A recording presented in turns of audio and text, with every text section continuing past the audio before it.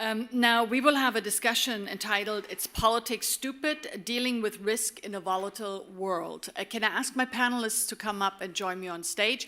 And can you please welcome them?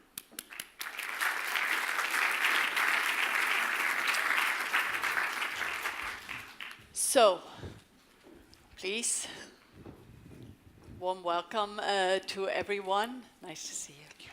So I think from what we've heard so far in the previous sessions, it's absolutely clear that political risk and political uncertainties are really at the heart of some of the key challenges that we are facing. And it makes, obviously, policy making very difficult if there is so much and continuous political risk that we have to deal with.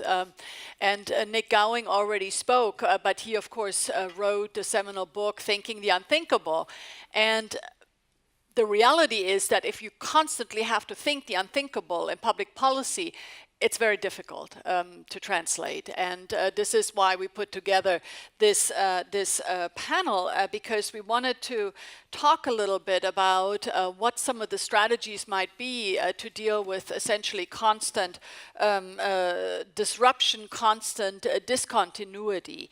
And so my question to the panel is very much, has the very nature of political risk changed in the 21st century? I mean, there's always been political risk, but is there anything that is new about what we are currently experiencing? And if so, how is it different? And what might be do about it? So I'll start with the person on my right, John Podesta, founder of the Center for American Progress and formerly Chief of Staff of US President Bill Clinton.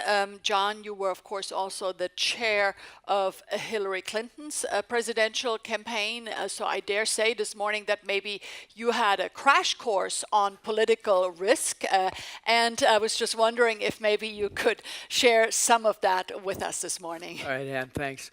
I think I'm the poster child, as I said to you yesterday, for what it means to feel the point of the spear of political risk. Of course, my personal email was hacked and weaponized. And I say that you talked about thinking the unthinkable.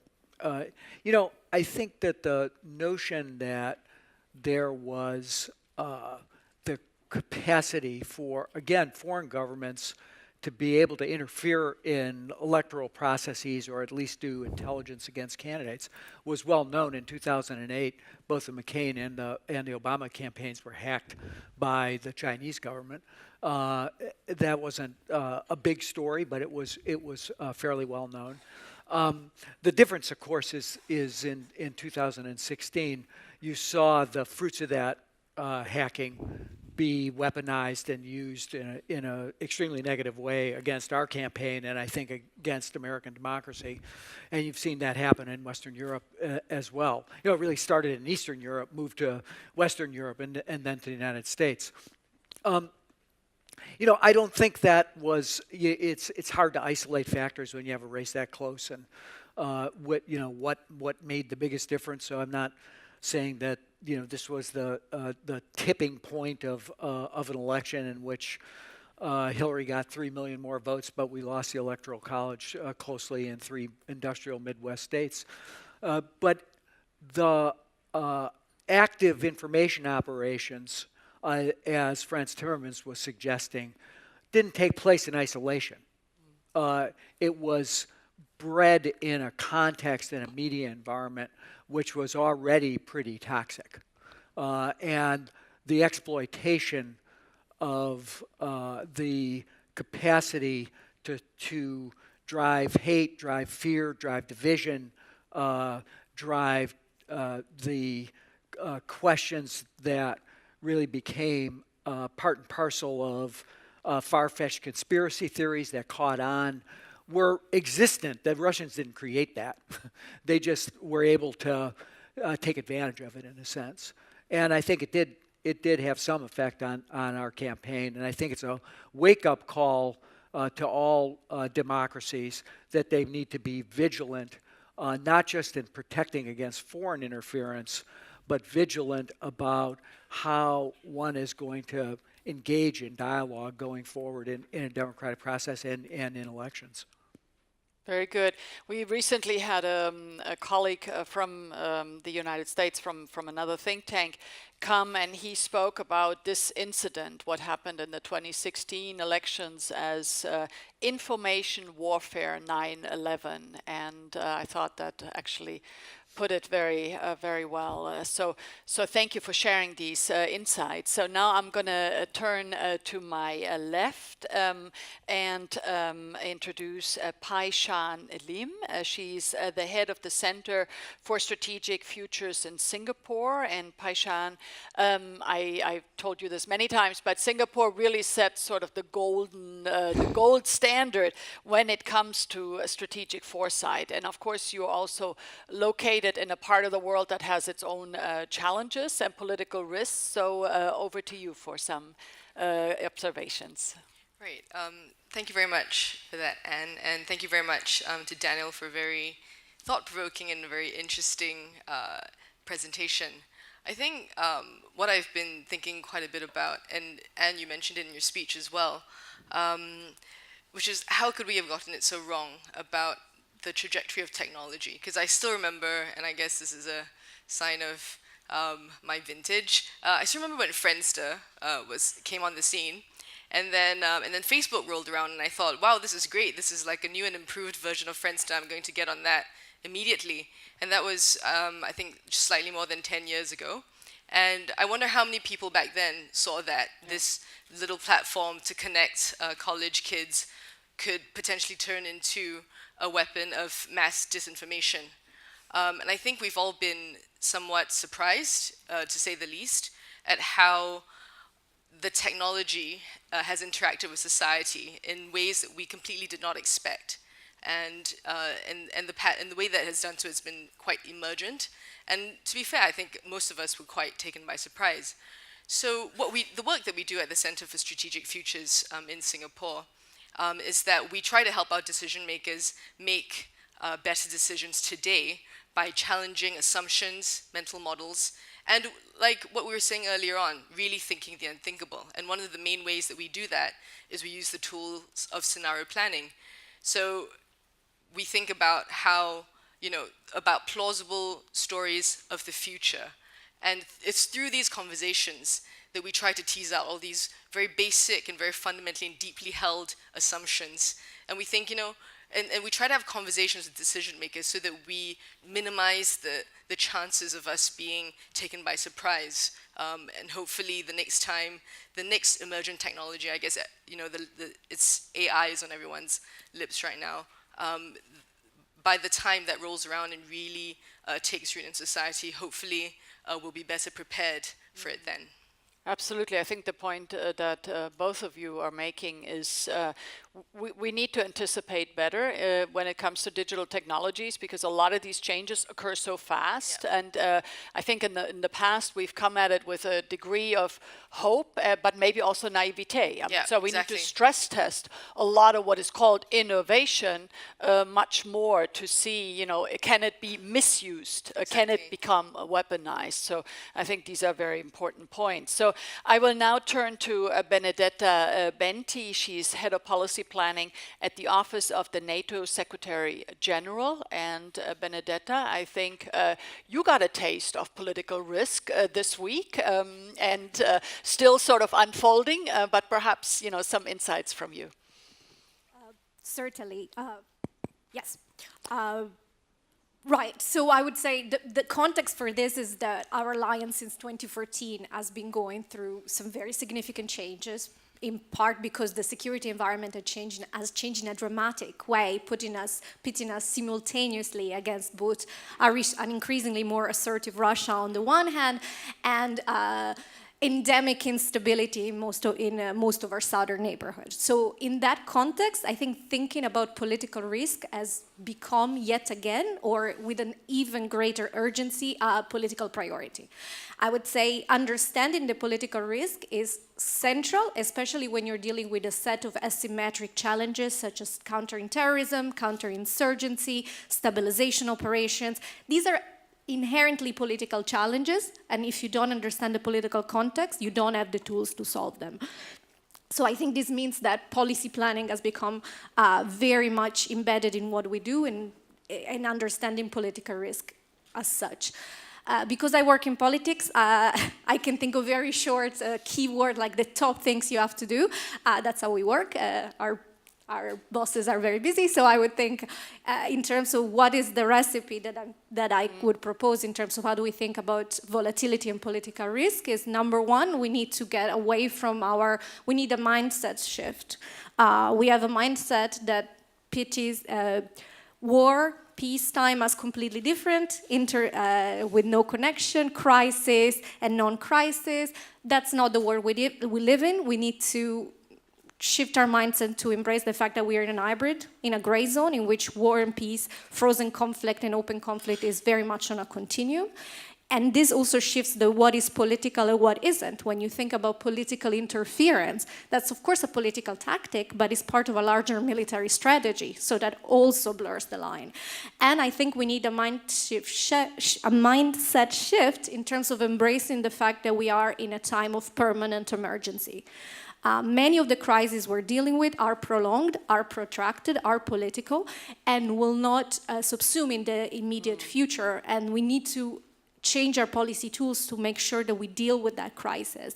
And I think it's in a land, because I know that we want to keep it short, but I think what it keeps coming to mind to me since I entered this room in the morning is, and I think is very appropriate for someone from NATO to quote Gramsci and said that we live in this and I'm paraphrasing, we live in this liminal interim period in which the old is dead and the new cannot be born yet. And this is the time of crisis that we're facing. It's generational, it's protracted, and unless we come to terms with this as a mindset shift, we won't really be able to deal successfully with the security and political challenges we have ahead.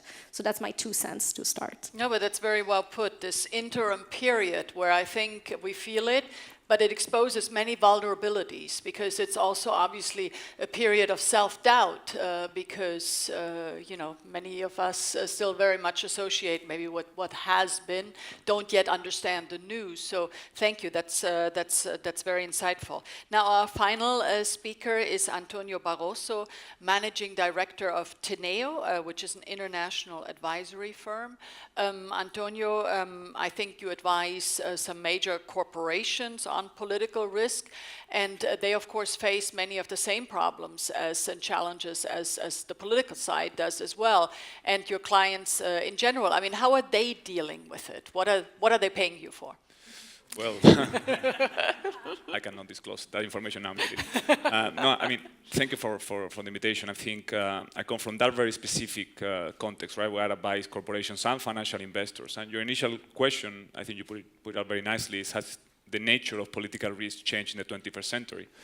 And certainly for my clients, it has. And I could choose different issues, right, in terms of, for example, the proliferation of international sanctions, things like that actually affects my clients directly.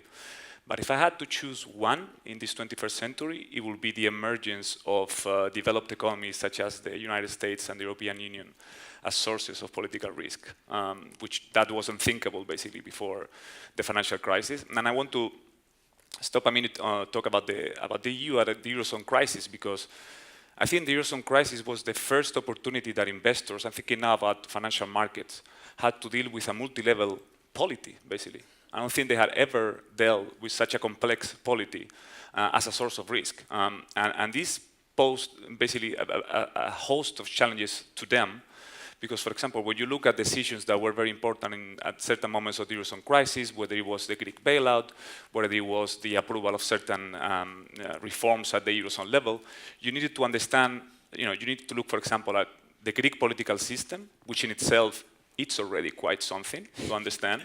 But not only that, you actually needed to understand what was going on here in Brussels from the point of view of Eurozone governance, which, by the way, at the time was also in flux, were constantly, reforms and things that were proposed. And then you also had to understand the domestic politics of countries like Germany. And when I'm talking about the domestic politics, it's not only the Bundestag, stuff like that, even the Constitutional Court of the country. So, the way, for them it was definitely a challenge. You could also see that, the learning curve was quite steep.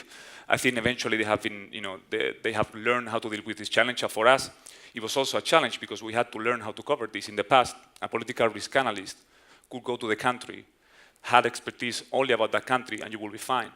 Now it's no longer the case. We had to triangulate. I was covering Spain, France, and Portugal. I had to talk all the time with my colleague here in Brussels. I had to talk to the person in Germany. So that's definitely a lesson that this set of challenge that you cannot cover if you don't do teamwork. So that would be my initial point. Very interesting. I mean, so also what you're saying is that in business and economics, the risk is essentially a political one. And I think you describe actually in a very nice way sort of the interdependence that makes up Europe. You cannot just deal with Greece. You also need to deal with other places like Brussels or Germany. So I think very well put. We have a few minutes for questions and comments, and I'm actually very eager to go to the floor because I know that there are so many excellent people among us. So who wants to start? Yeah, Lucas, go ahead. Introduce yourself. Thank you. Lucas Silvas from the Lisbon Council, a think tank here in Brussels. Reacting to the Gramsci quote, but I suppose it's a question to everyone, why assume that we're in a period of transition to some kind of new stable situation we're going to arrive in, which is also kind of what Mr. Timmermans pointed to, and not, say, as Alvin Toffler suggested as early as the 70s, in a permanent phase of dislocation. And depending on how we look at it, doesn't that suggest different strategies, arriving in the promised land versus coming up with new methods and a new modus vivendi? Mm-hmm. Very good point. Thank you. We'll take a few more. I know we have policy planners from Europe, outside of Europe. Don't be so shy. The colleague from Canada. Here. I'm very eager to bring in some other views. You must have some questions here. Raise your hand. Yeah. Please, it's the gentleman behind. No, behind. You're from Canada, no? I saw you in Paris 2 weeks. Don't be so shy. Thank you, Anne. You're welcome. Well, the question I had, in fact, in my mind was more about your last comments about US and Europe becoming a political risk. So I wasn't sure what you mean by that. I had my own ideas, but if you can explain a little bit more what kind of risk they do represent in terms of political risk. Excellent. Thank you so much. Then we go to your colleague from Professor Dresner. You have a question, please, over here. Yeah, my question is for Ms. Berti, which is the discussion of the fact that you have to abandon dichotomies, that it's not war or peace, that we're in this sort of gray zone. I guess this obviously leads me to ask, well, what is NATO exactly going to be doing in that gray zone? What exactly will your responsibilities be, and how to make sure that it stays in the gray zone and doesn't get into another zone that would be much less comfortable? Very good. Thank you so much. I think we'll do this round very quickly, but with really a request for a very prompt response, and then we do a second round of questions. You want to start, John? Sure. To the gentleman's question over here about whether we're in a transition period, a lot of the work I do now is on climate change. The IPCC just issued a report that said we need a transformation of our economy that we have never seen in human history, and that has to be accomplished in the next decade. Do you think we're really prepared for that? In my intervention in the document, I suggested that there's either a politics of solidarity that's built about that internally in nation states and externally in the multilateral system, or there's going to be the further deepening of the politics of fear, the politics of division, the politics of pushing people away. 2015 was a high watermark for people coming together. Paris, SDGs at the UN. Now we're in a low period. So I think your point is very well taken.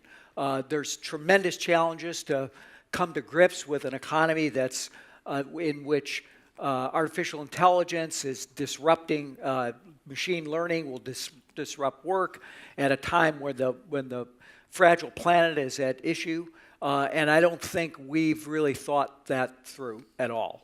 And so I don't see, I think Professor Dressner put something, described the American political system as coming to equilibrium. I agree with that at the moment, but the challenges over the next decade are immense. Yeah, good point. Paishan. Right. I just want to pick up on something that Benedetta mentioned early on, which is, you mentioned the idea of crisis a lot, and I do think that there is a sense that we are in very turbulent times, and there is more, than a sort of even dose of maybe even pessimism. But so one thing that has always struck me is that actually the Chinese word for crisis is made up of the characters for danger and for opportunity. So every time we're in a crisis, I mean, we are in a lot of danger, but there's also a massive opportunity. And so I think with the first wave of digitalization, we weren't as well prepared, but I think we can learn a lot of lessons from that, and to better prepare ourselves for the next wave of digitization. So one of the things that we're doing in Singapore is that we've already started in earnest the conversation about AI and ethics and AI and governance. And I think this is something that we were quite cognizant that we had to do, because I think we were all quite aware that we were a bit caught off guard with what happened with digital technology and the sheer sort of scope that it had to propagate disinformation. So actually we had a select committee in Parliament just to discuss and to study the idea of online falsehoods and how we can better deal with them. But that is actually more of a reactionary kind of a position. So I think hopefully with AI this time around we might get it a bit more right by starting the conversation on ethics, governance, and values as early as possible. So that's what we're talking about right now. That's a very interesting point. We're doing, by the way, the same in Europe around ethics and AI. And the German strategy on AI, which will be launched next week, part of it is essentially sort of an alliance among democracies. So I think what we are also seeing is sort of the democracies understand that we need to, and of course, I'm speaking for Europe here, that democracies understand that we need to come together around some of these issues to become more resilient. Benedetta, you got the question on NATO. Yeah, so very, very briefly, I think the answer is we need to be cognizant of this complex security environment that basically puts us in a situation in which we cannot choose, or we don't have the luxury of choosing to do only one thing. So that's why we have to, it's a bit of a cliche, but in the sense of our strategy is truly to look at the 360-degree picture and do on the one hand what NATO has always been doing, which is collective defense, and continue to do that for the defense of Europe. But at the same time, security and defense have become intermingled in a way that they weren't traditionally. And so in order to provide for the defense of Europe, NATO needs to do more crisis management, needs to do more working with partners, more building capacity on areas such as countering terrorism and building stability. So we have to do all of that. And the third point that sometimes is forgotten is NATO is also a political military alliance, and in a situation in which political interference, information warfare, and all that has become a very central tool in terms of affecting the political dynamics of our allies, then our role as a political alliance, I would say, it's more important than ever. So we really have to keep doing all of it. There's no choice. Benedetta, can I ask a quick follow-up question? Because, I mean, this begs the question whether sort of the definition of war or conflict maybe needs to be redefined. If information becomes weaponized, then, we haven't really ever thought of that as as an act of war. I mean, do we need to rethink that? Do we need to rethink? On the one hand, some of these tactics were around even during the Cold War, but because of the changes in exponential technologies, because of the digital tools they are, I think, more effective or in this particular day and age. Getting us into a discussion on war and what is conflict is incredibly interesting. I think from a political level, it's going to be quite sensitive territory. I think what we have to do is embrace the fact, whether we want it or not, that we are in a time of very acute security challenges. Whether some people want to call it crisis, some people want to call it on the cusp of a crisis or a hybrid war, it doesn't affect too much the fact that we need to build up a defense. Absolutely. I mean, this is a point that I often make, is disinformation is nothing new. It always existed. But it's really through social media, it's like steroids for disinformation. And I think we've been slow to catch that. Antonio. Yes, so on the question by the gentleman, what I mean by political risk I'll talk about Europe, I mean exactly that for investors, politics political events are having a huge impact on their decisions and on their interest, right? There was a certain predictability before the financial crisis in Europe that has been shaken up by politics. And I'll give you one word, Brexit. Brexit was a political decision. There was a decision by a leader to call a referendum that badly backfired. And if you are, for example, a financial investor that holds pounds, if you're someone that has a factory, car production factory somewhere in the UK, or you're exposed in any way to the UK economy, that political decision and what's going to happen over the next 2 weeks, by the way, has a huge impact on you. That's something that actually didn't happen before the financial crisis. So that's what I mean about European politics. I could talk about all the issues, by the way. I could talk about Italy, for example. The fact that you have a government now that is thriving on opposing the European Union and on challenging the fiscal rules. That has an impact on the price of the Italian debt, right? So that's what I mean. These kind of political events that have an impact on the interest of investors. Excellent. I think the gentleman over there, right? Did you have your hand up? Can we get the microphone over there? And I want to say for the colleague from Israel, if you want to intervene, you're very welcome to do so. Okay, go ahead. My name is Tariq Osman. I'm an Egyptian author. Just a quick question to the whole panel. Relatively looking at political risk, lots of literature is there and quite sophisticated approaches at identifying emergent trends and then taking them to their consequences. But I think the track record of almost everybody in the world in identifying the major shifts, especially in the last 10 years, not just in Europe, but across the world, is hardly impressive. So is there any new approaches, new thinking about these, rather than we see what's happening, but where can it take us? Relatively easy. What are the things that could happen? And again, so many examples. Are there any new approaches, new thinking in that domain? Thank you. Thank you for an excellent question, Tarek. I see, Sandor, did I see your hand? Please pass it on to the gentleman, and please introduce yourself. Thank you very much. Sandra Happaerts from the European Commission. I'm also part of the ESPA's Young Talent Network. We heard a lot about disruption, how we live in a volatile world, in a complex security environment. Now, how do we then, as institutions or as Europeans, convince people, on the one hand, like Mr. Timmermans said, that we are there to protect them against this disruption, that they need to feel secure, but at the same time also convince them that we will all have to have deep changes in our lifestyles, for instance, to fight climate change. I'm thinking about diesel addiction and things like that. Thank you, Sandor. I see Anthony Gooch's hand here in the front, please. Hi, Anthony Gooch from the OECD. Thank you very much for all the contributions. I work for an international organization born out of the Second World War, the Marshall Plan, and I think probably everybody in this room in some shape or form buys into the system that emerged from the Second World War. And what I want to posit, picking up a little bit on what Shan said, which is this hybrid notion, which I find super interesting.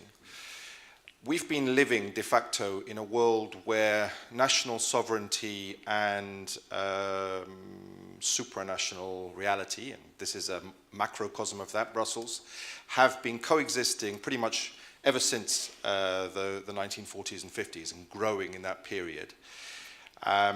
Much of what you've been discussing is predicated on the nation state as the political unit. And I wonder if you are thinking the unthinkable, and I'm thinking the unthinkable, is it realistic to assume that that architecture that was built out of a very specific situation has any divine right to continue to exist in the future, to the extent that we're in a world of deep transformation and digitalization, perhaps huge raw democratization at the moment, and that those structures are no longer fit for the world that we're in today. So somehow it's the old, we're hanging on to it, but we don't quite know what we need to move towards. I wonder if you agree, disagree with that. It's a very interesting point because as we learned from the previous presentation, we're turning sort of into tribes and maybe, you know, it becomes harder and harder for the tribes to live together under the roof of a nation state. So who wants to, I say we go in the same order, and then I want to warn my panelists so you can already think about it. At the very end, I will ask you, what's the #1 political risk you think we need to pay attention to? But I'm not asking that now, I'm asking now for responses to the questions. John, over to you. Just 2 quick points to the questions. One is there anything new, are there any new principles to try to forecast risk? I think the track record there is pretty bad. And with the exception of maybe Singapore, the immediate always overtakes the thoughtful discussion of the future and the problems. A specific example, the National Security Council under President Obama tried to create a policy and forecasting unit, but always was mired in what was the battlefield looking like in Syria. I mean, that was not the conceptualization of what that unit was intended to do, but that's what it became.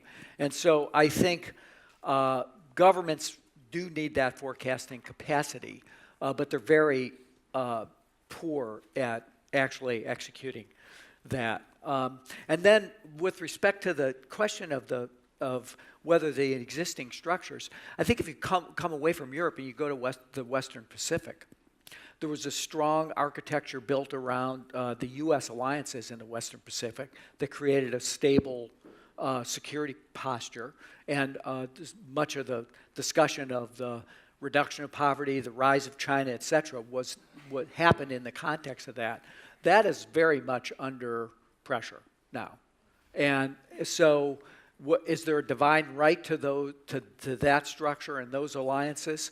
I think that's questionable. We thought that bringing China into the rules-based global economic system would create a sort of further trajectory on the post-World War II Western systems, but I don't think it's worked out that way. So I think there's a lot of new thinking that needs to happen there.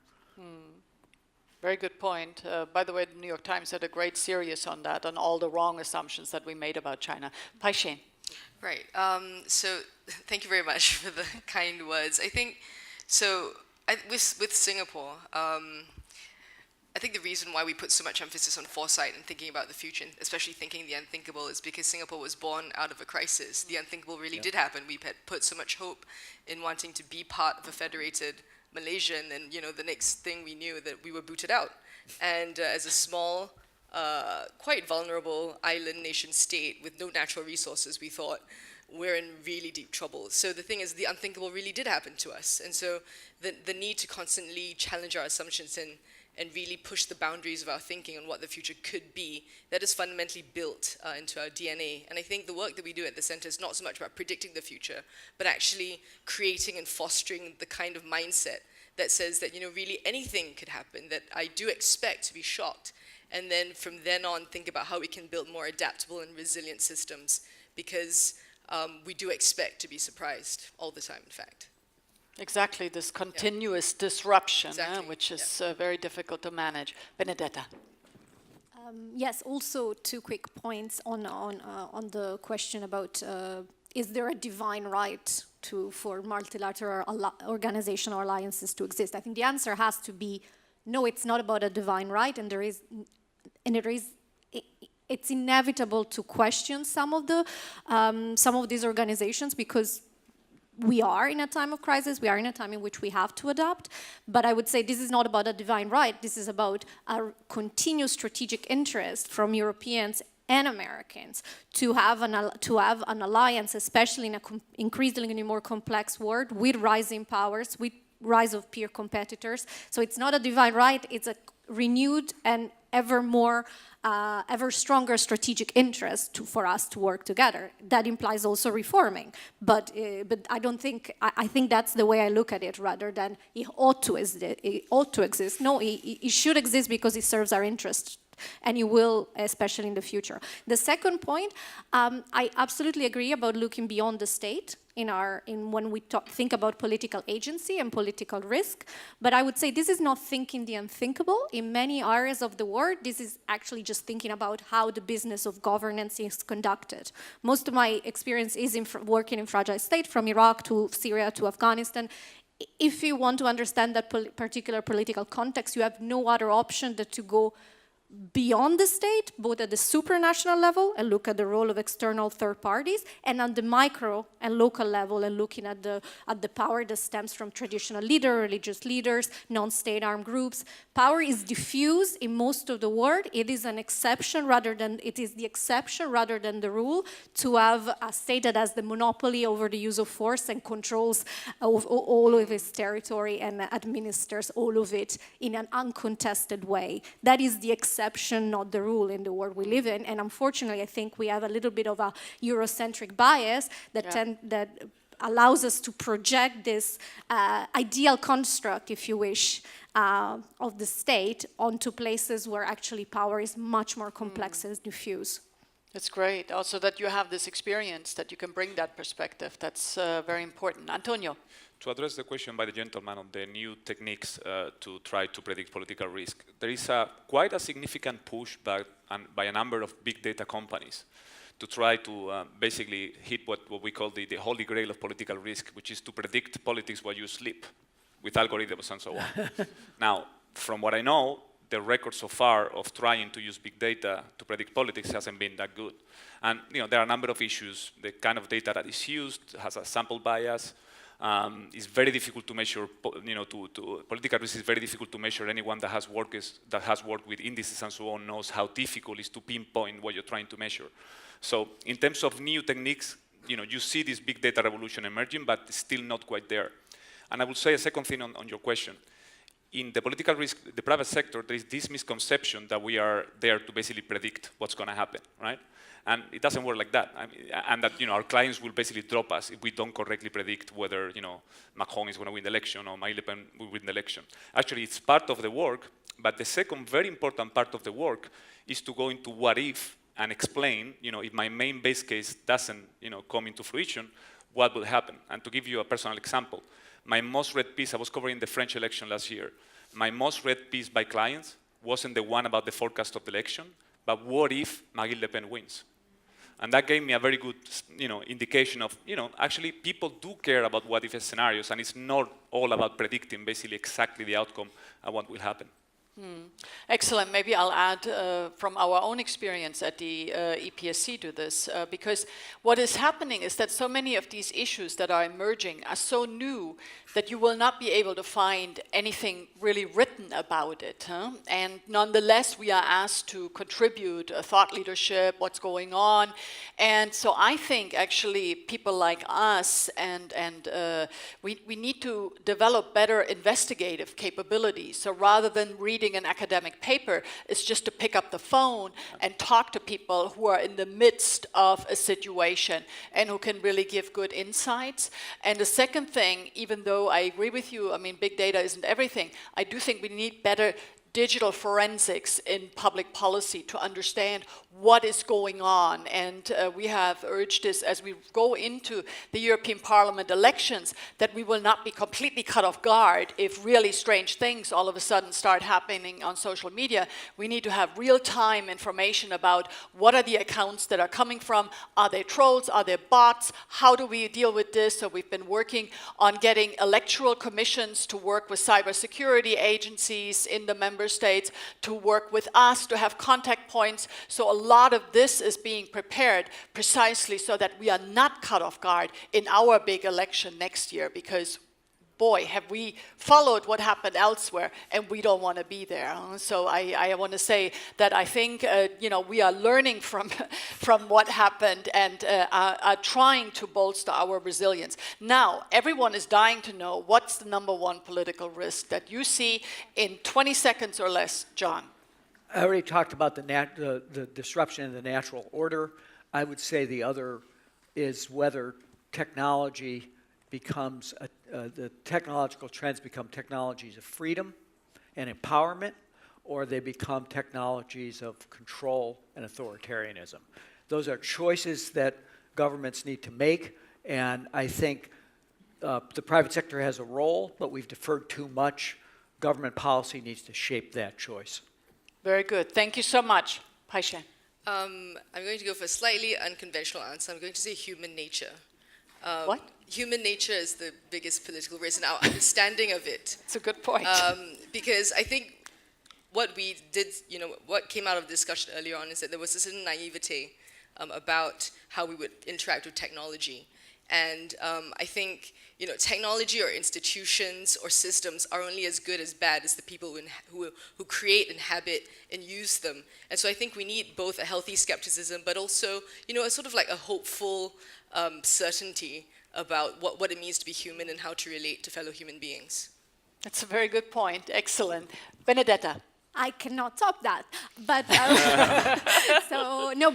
what comes to mind is our reluctance to have a serious conversation around rights, citizenship, and borders. And I'm thinking about this for one specific reason. That is, a lot of the trends in terms of conflict have been indeed improving in the past century. One that hasn't is the number of internally displaced and refugees around the world. Actually, those numbers are increasing exponentially in the past 10 years.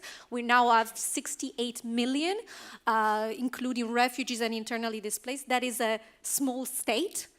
I think we need to have a serious discussion about what this means and about how do we integrate, accommodate, and find a solution to that. Excellent. Thank you so much, Benedetta. Excellent point. Antonio. Yeah, so for me it will be the gap between the capacity of political institutions at the pace of economic change.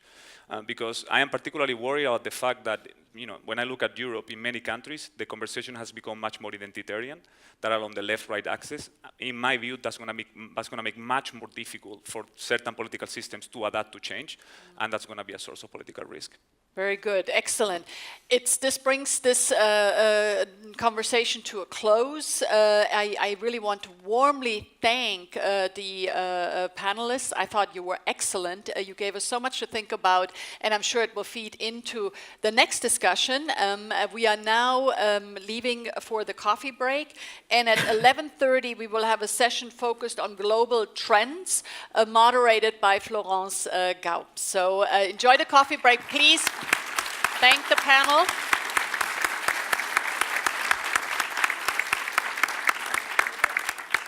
That was great.